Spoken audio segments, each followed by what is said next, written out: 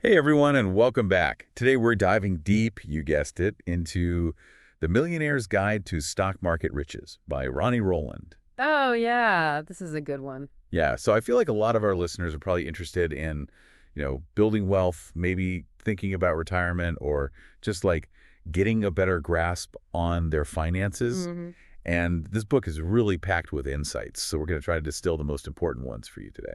One of the things that really stood out to me about this book is that it's not about get rich quick schemes or anything like that. Right. It emphasizes building wealth through smart decisions and consistency. It's like planting a garden rather than going to the casino. Exactly. Yeah. And I think one of the things that the book does really well is it uses these really compelling stories to kind of drive home its points. hmm So, there's one about Emma and Jack. They start out with like similar salaries, but 20 years later, their financial situations are totally different because of the choices they made about investing. Yeah. And that actually leads perfectly into chapter 1, where the book really dives into the why of investing. Oh, yeah. Why should we even bother with this stuff? Yeah. And one of the biggest things they talk about is the magic of compound interest. Oh, yeah. Have you heard about this? I've heard of it, but I need to hear more about it. Yeah, so basically it shows how even small amounts of money can grow exponentially over time if you just let it sit and do its thing. So, like, give me an example. Okay, so let's say you invest just $1,000 and you get a 7% annual return on that, which is a pretty reasonable average, Sure. over 30 years. That could turn into over $7,500. Whoa, okay. I'm starting to see the magic. Right. It's pretty incredible. It makes me think I should have started investing a long time ago. Well, the best time to start is now. Yeah, true that. But it really does highlight the importance of time in the market, not just timing the market. Yeah, get in there early. Yeah, and the book also makes a really good point that investing is not just about getting rich. It's about maintaining your purchasing power. Because of inflation and all that? Exactly, because inflation is always, nibbling away at the value of your money. Totally. So investing helps you stay ahead of that curve. Yeah, that's a good point. I hadn't really thought about that. Yeah. And it can also help you achieve those big life goals faster, Huh. things like buying a house or paying for your kids' education or even creating passive income streams. Oh, so it's not just for traditional retirement planning. No, Yeah. not at all. It can be a tool for achieving all sorts of things. I like that. I like that. Yeah. And speaking of goals, chapter 2 dives into the importance of setting financial goals Okay. and outlines a SMART approach, which stands for specific, measurable, achievable, relevant, and time-bound. I love a good acronym. Right, it helps you remember. Exactly. So remember the story of Maria who wanted to travel the world and retire comfortably? Oh, yeah, yeah. She was ambitious. Well, the book shows how she breaks down those big dreams into smaller, actionable goals. Okay, so it's about breaking it down and making it more manageable. Exactly. It can feel overwhelming otherwise, right? Oh, totally. So once you have those goals in place, you can start building a plan around them. And this leads us to chapter 3, which is all about understanding the relationship between risk and return. Ooh, risk and return. This is where it gets interesting. Yeah, and the book uses a really great story about these two investors, Alex and Brooke. Okay. So Alex decides to put all of his money in this high-risk startup, hoping to, hit it big. He's going for it. He's swinging for the fences, but unfortunately, he ends up losing everything. Oh, no. Brooke, on the other hand, she diversifies her investments, and she experiences steady growth over time, even though there are some ups and downs along the way. So it's the slow and steady wins the race kind of approach. Exactly. And it really highlights the importance of diversification. Don't put all your eggs in one basket. Right. And it's a theme that comes up again and again throughout the book. Well, wouldn't it be more exciting to just put all your money into that one hot stock that you think it's going to skyrocket? It might seem that way in the short term, but diversification is key to managing risk and building long-term wealth. Okay, so you're saying it's more about playing the long game. Exactly. And remember, higher returns usually come with higher risk. Mm-hmm. So diversifying across different asset classes helps you balance out your portfolio and actually improves your chances of reaching your goals. So it's about finding that sweet spot between risk and reward, right? Exactly. And that's where chapter 4 comes in. It actually guides you through the process of building a personalized investment portfolio. Okay, so tailored to your specific needs. Exactly. Based on your goals, your risk tolerance, and your investment style. So it's not just a one-size-fits-all approach. No, not at all. And they actually use the story of this newlywed couple, David and Lisa, to show how even People with different approaches to investing can create a portfolio that works for both of them. So it's about finding what works best for you. Exactly. And speaking of finding what works for you, Chapter 5 dives into the basics of stock investing. Okay, so now we're getting into the nitty-gritty. Yeah, and they tell the story of Tom, who starts as a nervous beginner, but eventually builds confidence and sees steady growth in the stock market. Okay, so let's talk about stocks. This is where I think a lot of people get intimidated. I know I did when I first started learning about them. What are some of the key takeaways from Tom's story, and what should new investors keep in mind? Well, I think Tom's story is a great example of how anyone can learn about stocks and become a successful investor. Mm. It's not rocket science, but it does require, some basic understanding of how stocks work. And this chapter gives a really concise overview, different types of stocks like common and preferred stocks. And it walks you through the steps of like choosing a brokerage account, setting a budget, and researching She companies. researched, that's where I get overwhelmed. There are so many companies out there. How do you even begin to narrow it down and choose the right ones to invest in? Yeah, I know it can feel overwhelming, but the book provides a framework for researching companies Boy. by looking at, factors like their financial health, their business model, their growth potential, and, diversification is key here as well. Don't put all your money in just one company, no matter how promising it seems. Okay, so it's about doing your homework, spreading the risk, and not putting all your eggs in one basket. Exactly, even if that basket seems like, it's made of gold. Right. Tempting, but dangerous. Exactly. So while stocks offer a significant growth potential, they can also be quite volatile, and Mm. that's where bonds come into play. Okay, so bonds are like the safer option. They're often seen as a safer option compared to stocks because they tend to be less volatile. Think of them as the shock absorbers in your portfolio. Yeah, I like that analogy. Yeah, they can help smooth out the ride when the stock market gets bumpy. That's a good thing, especially as we get closer to retirement. Absolutely. And the book tells the story of Jane, who is planning for a secure retirement, and she turns to bonds for that stability. Okay, makes sense. Yeah, this chapter explains how bonds work.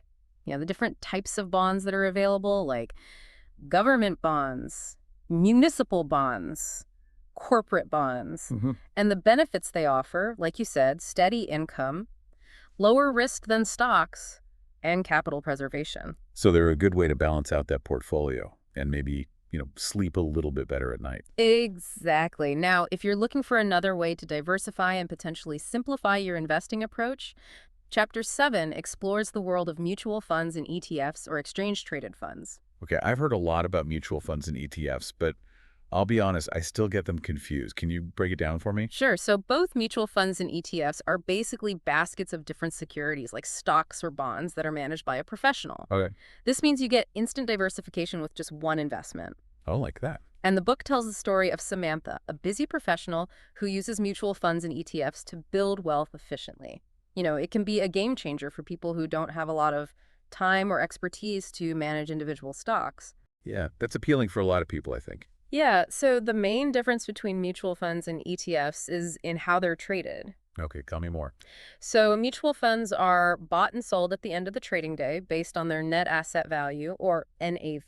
Mm-hmm. ETFs, on the other hand, they trade on stock exchanges just like individual stocks, so you can buy and sell them throughout the day. Oh, so ETFs give you a little more flexibility. Exactly. And both mutual funds and ETFs come in a variety of flavors. You've got index funds that track a specific market index. You've got sector-specific funds that focus on a particular industry. Okay. The chapter gives you a good overview of these different types and how to choose the right ones for your portfolio. So now, beside stocks and bonds and these handy baskets of securities, the book also touches on real estate investing. Yes, Chapter 8, they tell the story of Michael, who starts small by investing in a duplex Hmm. and gradually builds a real estate portfolio over time. Okay, so you don't have to be a real estate mogul to get started. No, Oh. not at all. And his story highlights how real estate can be a really powerful wealth building tool. Okay.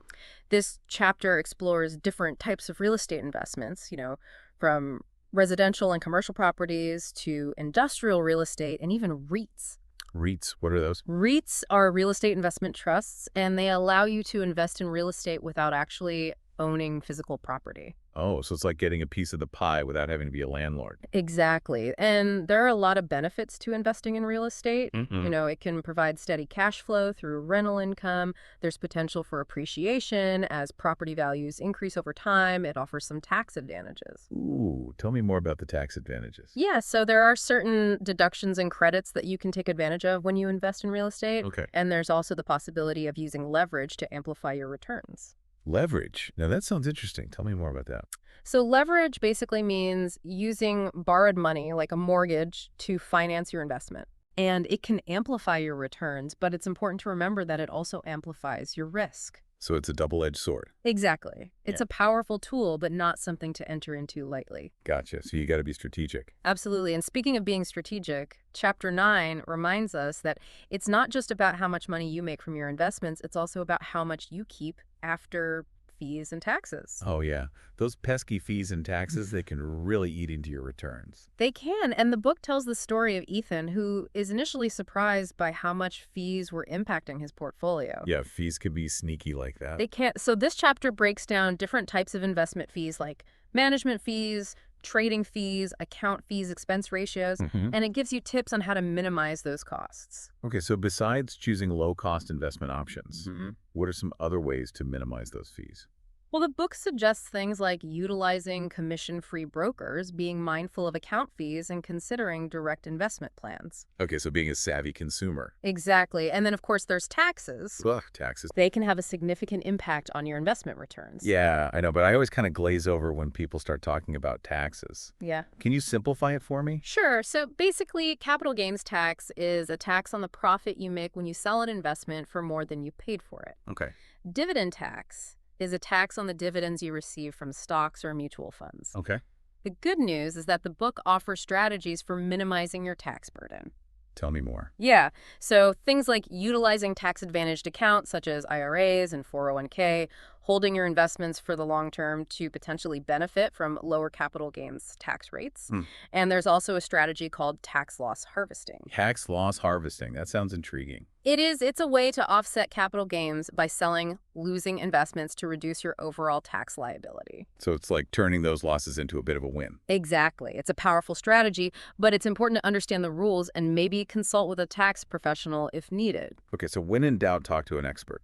Right now, all of this leads us into Chapter 10, which emphasizes the importance of developing a long-term investment strategy. Okay, so like a roadmap for your financial future. Exactly, and it tells the story of Sarah, who achieves some pretty significant financial milestones, like buying a home through patience persistence and sticking to her plan. So it's about playing the long game. Absolutely, and it's about having a plan and sticking to it even when things get a little bumpy. So don't panic when the market takes a dip. Right. Emotional investing can be your worst enemy. Yeah, easier said than done sometimes. I know, but this chapter provides some really practical tips for managing your emotions and avoiding those knee-jerk reactions that can really derail your long-term goals. Okay, so deep breaths, stay focused on the big picture. Exactly. And remember, market downturns are a natural part of the investment cycle. Hmm. They can even present opportunities to buy quality investments at a discount. So like a sale at the stock market. Exactly. Now, creating a long-term investment strategy is a great first step, but it's also important to actively manage and monitor your investments over time. Okay, so it's not a set it and forget it kind of thing. No, not at all. Chapter 11 goes into the details of managing and monitoring your investments, and they use Lisa's story to illustrate how actively managing her portfolio leads to consistent growth and peace of mind. Okay, so it's about being proactive. Exactly, and it's about regularly reviewing your portfolio, rebalancing your assets, staying informed about market trends, managing costs, tracking your progress. So it's like being a gardener. You have to tend to your investments, make sure they're thriving. Exactly, and the chapter even provides some helpful tools and resources for managing your investments. Okay, like what? Things like online portfolio trackers, financial news sources, and robo-advisors. Robo-advisors, what are those? Robo-advisors are basically digital platforms that provide automated investment management based on your goals and risk tolerance. So it's like having a digital financial advisor. Exactly. They can be really helpful, especially for beginners or people who prefer a more hands-off approach. Okay, that makes sense.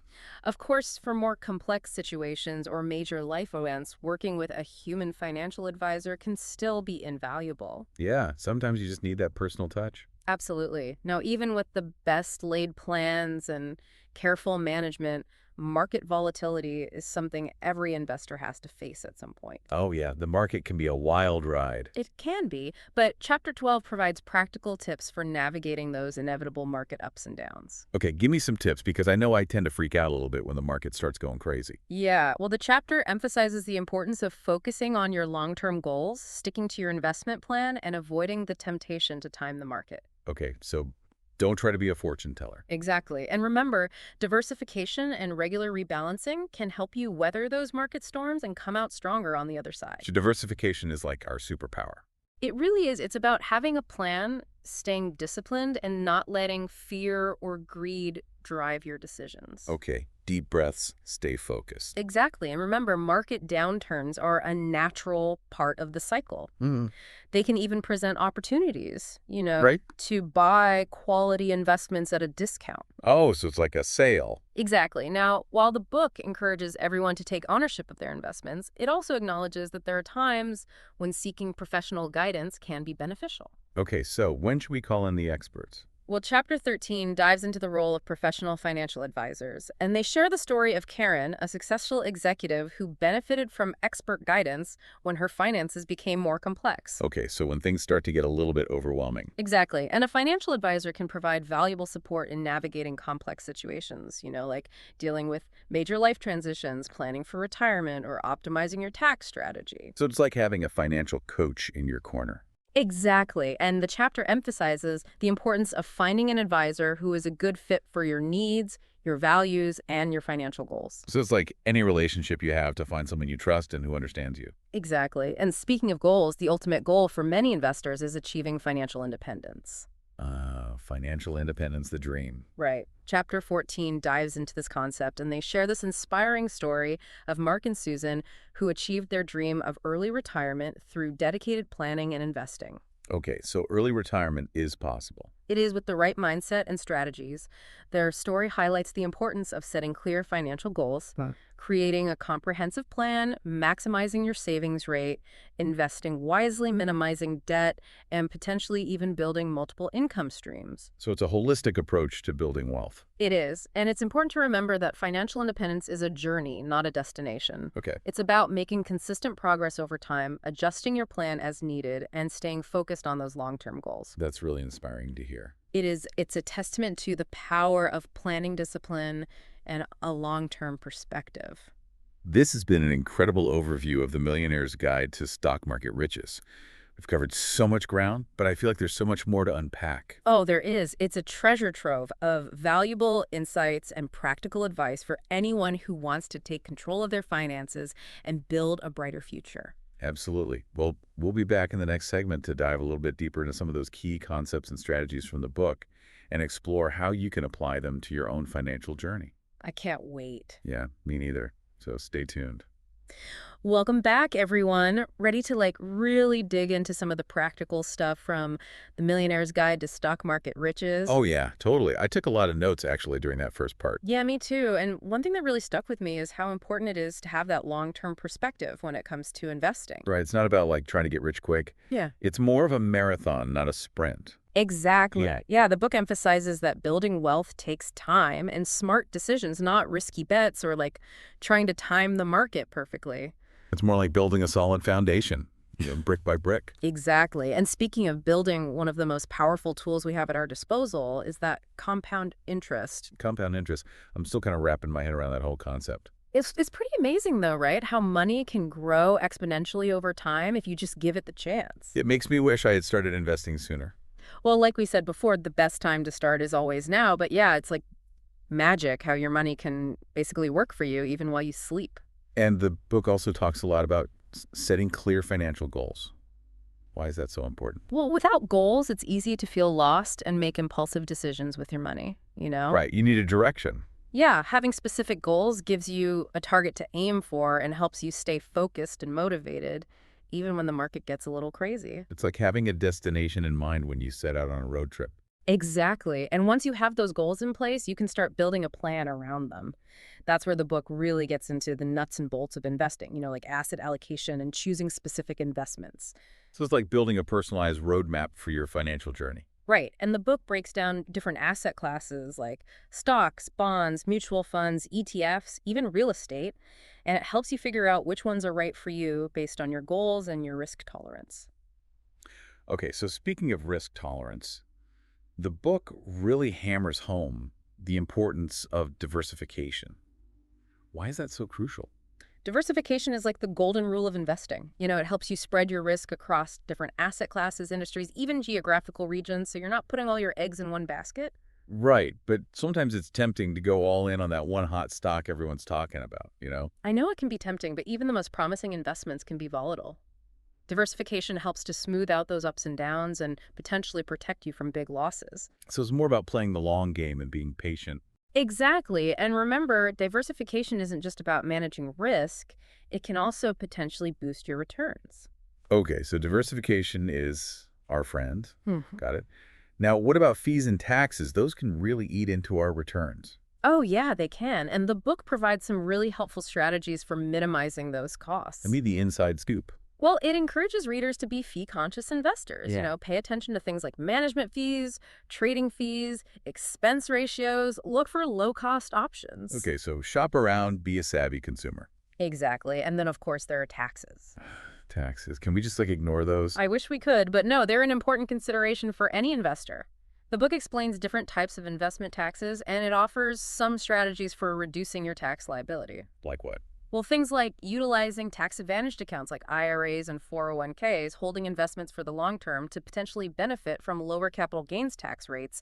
And they even talk about tax loss harvesting. Tax loss harvesting. What is that? So basically, it's a strategy where you sell leasing investments to offset capital gains. Oh, so you can kind of use those losses to your advantage. Exactly. It can be a powerful tool for reducing your overall tax burden, but it's important to understand the rules and maybe consult with a tax professional if needed. Right. So when in doubt, get some expert advice. Exactly. Now, all of this really leads us into the importance of being a proactive and engaged investor. So it's not enough to just set it and forget it. No, you have to stay involved, and the book goes into detail about managing and monitoring your investments regularly, reviewing your portfolio, rebalancing your assets, staying informed about what's going on in the market. Okay, so it's about being in the driver's seat of your financial journey. Exactly. It's like tending a garden. You Yeah. like water it, weed, and make sure it's getting enough sunlight. I like that analogy. So basically, our investments need that same kind of care and attention if we want them to thrive.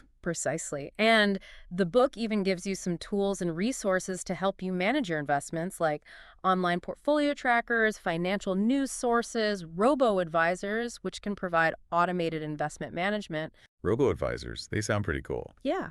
They can be really helpful, especially for people who are new to investing or don't have a lot of time to devote to managing their portfolio. So it's like having a digital financial advisor. Exactly. Yeah. Of course, for more complex situations or major life events, working with a human financial advisor can still be really valuable. Yeah, sometimes you just need that human touch and expertise. Right now, even with the best laid plans and all the careful management in the world, market volatility is something we all have to deal with at some point. Oh, yeah. The market can be a roller coaster sometimes. It can, but the book gives you some tips for weathering those market storms, focusing on your long-term goals, sticking to your investment plan, not trying to time the market. Easier said than done sometimes. I know, but the more you can stay calm and stick to your plan, the better off you'll be. Okay. Deep breaths, diversification. Exactly. And remember, diversification can really help to cushion the blow when the market takes a dip. So diversification is like our superpower in the face of market volatility. I like that it's about having a plan, staying disciplined, and not letting fear or greed drive your decisions. Okay, so don't panic sell when the market drops. Right, and actually, market downturns can sometimes present opportunities to buy quality investments at a lower price. Oh, so like a sale at the stock market. Exactly. Now, while the book encourages everyone to take ownership of their investments, it also recognizes that there are times when it makes sense to seek professional guidance. Right, so when should we call in the experts? Well, the book talks about the role of financial advisors and how they can be especially helpful in complex situations, like major life transitions, retirement planning, or tax optimization. So it's like having a financial coach in your corner. Exactly. They can help you navigate those tricky situations and make sure you're making smart decisions. Okay, so financial advisors can be valuable allies. Definitely. Now let's talk about the ultimate goal for a lot of investors' financial independence. Yeah, the dream of having enough income and assets to cover your expenses without relying on a paycheck. Exactly. And the book tells this inspiring story of Mark and Susan, who achieved early retirement through disciplined planning and investing. Early retirement, that sounds amazing. It is. And their story highlights the importance of setting clear financial goals, creating a comprehensive plan, maximizing your savings rate, investing wisely, minimizing debt, and maybe even building multiple income streams. So it's about being strategic and proactive with your money. Exactly. And it's a reminder that financial independence is achievable with the right mindset and the right strategies. I love that their story shows that it's possible. It's a testament to the power of planning discipline and a long-term perspective. Now, this deep dive has been incredibly insightful. We've covered so much ground, from the basics of compound interest and diversification to the importance of managing spending habits and navigating market volatility. It's been a whirlwind tour of personal finance. I feel like I've gained so much valuable information, but I'm also curious to explore some things that maybe the book didn't touch on as much. Oh, like what? Well, the book focuses a lot on traditional investments, like stocks and bonds and real estate. But what about alternative investments? Things like investing in art or wine or collectibles. That's a great point. And, alternative investments can offer some unique opportunities for diversification and potentially higher returns. Okay, so they're like the spice in our financial portfolio. Exactly. They can add a little bit of excitement and potentially boost your overall returns. But of course, it's important to approach them with the same level of research and due diligence as you would with any other investment. Right. Don't let that rare Pokemon card collection become a financial black hole. Exactly. But I love the idea of expanding our investment horizons and thinking outside the box. Me too. It's about finding what works for you and your unique financial goals. Absolutely. Yeah. So alternative investments, they can be a bit of a wild card, right? They can be, but they can also be a lot of fun. It's like adding a little bit of personality to your portfolio. Right. And who doesn't love a little bit of personality? Exactly. But like we said before, it's important to do your research, understand the risks, and make sure it aligns with your overall financial goals. Okay, so don't go putting all your money into Beanie Babies thinking you're going to retire early. Probably not a good idea. But, if you're passionate about something and you think it has potential, there's no harm in exploring it. Right. It's all about balance and informed decisions. Exactly. Now, another thing I was thinking about that the book touches on, but maybe doesn't go into as much detail as we could, is the psychology of investing. Oh, yeah, that's a good one. Investing isn't just about numbers and spreadsheets. It's also about human behavior. Exactly. Yeah. Our emotions can really influence our financial decisions. Oh, yeah. Fear and greed, they can really mess things up. They can. And the book talks about managing your emotions and avoiding impulsive reactions to market fluctuations.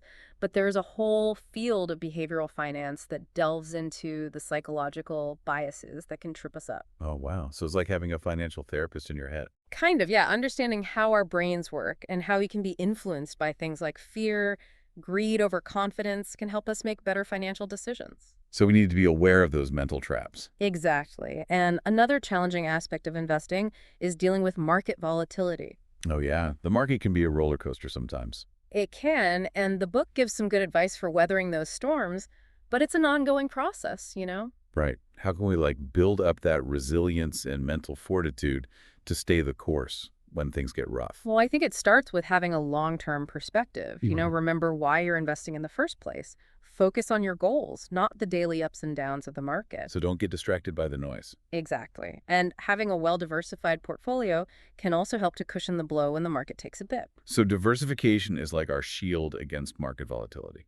I like that. And remember, market downturns are a natural part of the cycle. Yeah. They can even present opportunities to buy quality investments at a discount. Oh, yeah, like a sale. Exactly. So don't panic when the market drops. Stay focused on your long-term goals and stick to your plan. Okay, deep breaths, diversification, long-term perspective. Got it. You got it. Now, one final thought before we wrap up.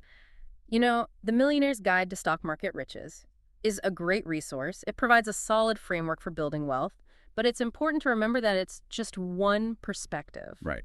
There's no one-size-fits-all approach to investing. Exactly what works for one person might not work for another. So it's important to find what works best for you, your values, your goals, your risk tolerance.